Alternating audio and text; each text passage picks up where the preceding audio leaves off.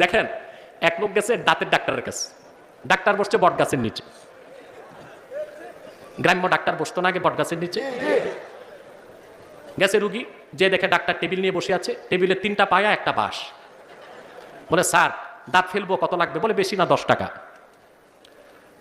ওই বট গাছের নিচের ডাক্তার, তার কাছে তো আর সাইন্টিফিক অ্যাচিভমেন্ট নাই, সারাশি কামারের দোকানের একটা দিয়ে একটা দাঁত বের করছে। বের করার পর রুগী 10 টাকা বের করছে, ডাক্তার বলে 10 টাকা হবে না, 40 টাকা লাগবে। বলে কেন স্যার?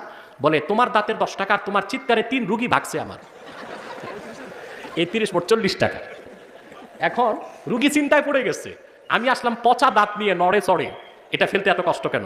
হাঁ করে দেখে পচা দাঁত জায়গা মতো আছে, ভালোটাই ফেলে দিছে।